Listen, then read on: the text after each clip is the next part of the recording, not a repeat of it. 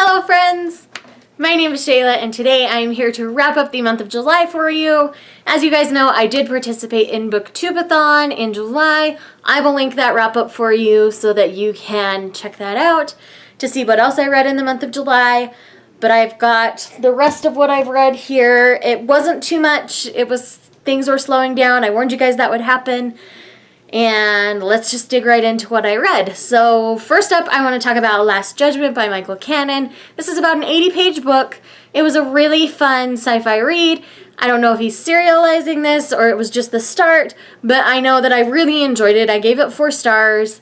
It's definitely really fun. Michael's really great. He was really great to work with. He sent this to me for review. And I do look forward to continuing on with this series once he has more. So do go and give Last Judgement by Michael Cannon a check out. Okay, next I buddy read 1,000 Nights by E.K. Johnson with April Sarah. I will leave her channel linked down below. As you guys know, her and I are buds and we read a lot together. I really enjoyed this read. I thought the characters were very well written. I really enjoyed the writing. It makes me want to read Spindle. I can't remember if it's out or coming out, but either way, I know I want to read it, so I do plan on reading that when it comes out. I do highly recommend 1,000 Nights, and I gave this one either 4 or 4.5 stars. I can't remember. I just remember really enjoying it. Okay, so a big thing I did in July is I tackled some of my, bind-ups, some of my bigger tomes, because I was just ready to slow down the amount of books that I was reading, but I wanted to read bigger books that were on my shelf. So the first thing I have here is the Summer I Turned Pretty trilogy, which contains all 3 books. It's The Summer I Turned Pretty, It's Not Summer Without You, and We'll Always Have Summer. Now, I felt like as each book went on, I liked them a little bit better. The last book was by far my favorite. I really liked where the characters ended up and that people were making their own decisions. And I really ended up enjoying this a lot more than I thought. Jenny Han's writing is very engaging and it's hard to put down sometimes. So I do recommend picking up this series if you like contemporaries at all.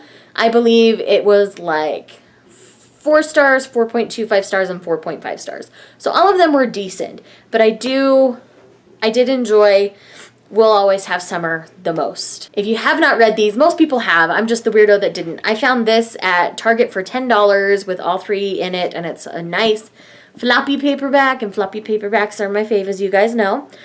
So I do recommend picking it up and checking it out. At the very least, check them out from the library. If you're worried about spending $10, check out the first one.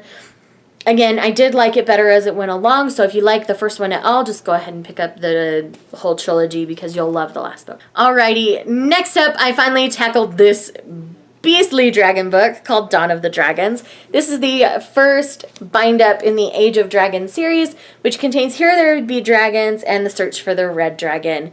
This is a really fun fantasy series with quirky characters, a really fun exploratory world. The second book, it has some Peter Pan elements to it. There are elements of all sorts of fairy tales and authors and so many references to so many things. This is like geekdom in a book. And I highly recommend this series. Like, I'm really enjoying it. I gave both books in here 4.5 stars. I plan on picking up the second tome that's a bind-up soon. And I plan on reading it soon as well. I am sad it's taken me this long to read it because they've been out for a while, but I highly, highly, highly recommend this series. I do plan on doing a full review of this soon. It's just life is crazy, but it is coming, guys, I promise. And last but not least, the last thing I was able to read in the month of July was Beastly by Alex Flynn. I checked this out from my local library, and I really enjoyed this Beauty and the Beast retelling. As you guys know, I'm loving retellings lately, and I really enjoyed this particular one. I liked that it wasn't an exact copy, and you get more from your beast's perspective. There were lots of twists in this, and, little elements that I just loved and adored. There's more kind of in this fairy tale retelling series by Alex Flynn.